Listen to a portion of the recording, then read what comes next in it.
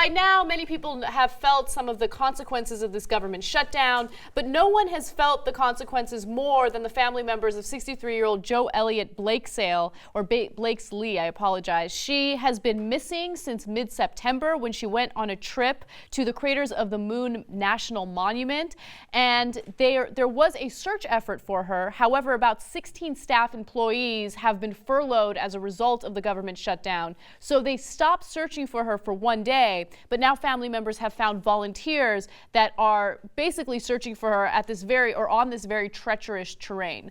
So we'll see what happens. Unfortunately, another woman that was with her on that trip was found dead, so the family does feel that, the chances of finding this woman alive are very slim, but they want to find her nonetheless, so they're asking for volunteers.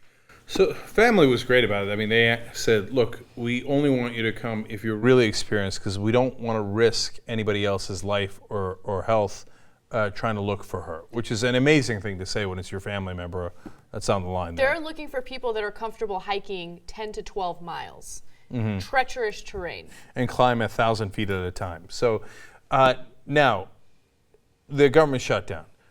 Look, one of the upsides of the government shutdown, and it's very, very few, of course, is people recognizing what the government does. Now, that's why I wanted a complete government shutdown. If you're going to shut it down, shut the whole thing down, then you don't get your Social Security check, and we can't pay the military, and there's no air traffic control, so all airplanes stop. There's no food safety, and it's an epic disaster. So then people go, oh, right, we kind of need the government.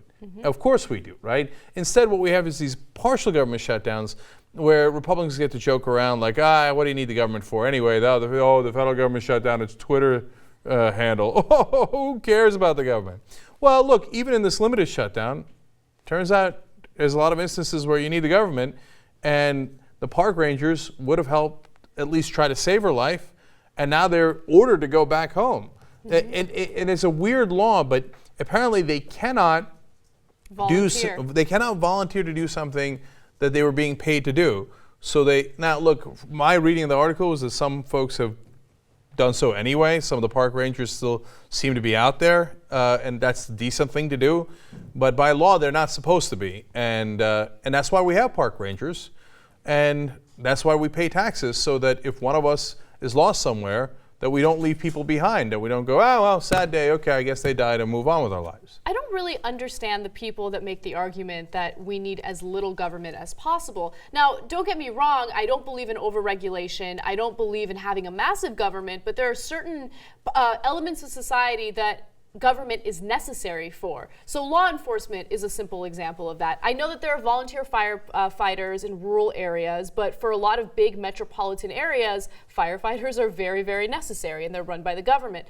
You also need the government to run prisons, because if you don't have the government running prisons, you're going to have for-profit private prisons that are a complete and utter disaster. The government is important when it comes to certain things where a profit motive would be disastrous.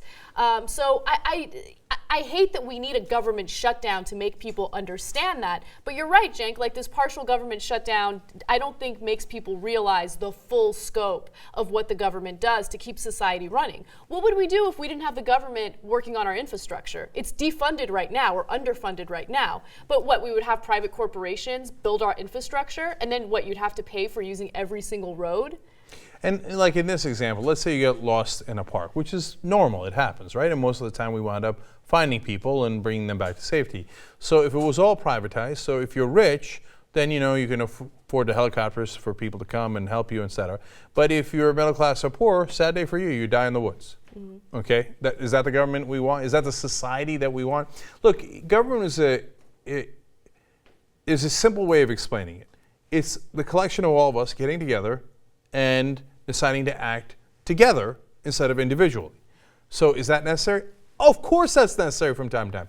At the same time, it's not to say that you shouldn't be careful about the government, because also as a matter of nature, the people that run the government eventually will want more and more power, right? So you have to check that power while at the same time continuing the services that government is there for. Now that's a tough balance to strike, but that's the balance we have to strike. Right now, unfortunately, a lot of Republicans argue for extremes on both sides that actually hurt things. Very little government services, so you don't get the essential things that you need, and whoever's in charge gets to abuse all of their power by listening in on us, warrantless wiretapping, surveillance, giving the money to the oil companies, the banks, et cetera, et cetera. We're in worst of all worlds. We need to get back into balance.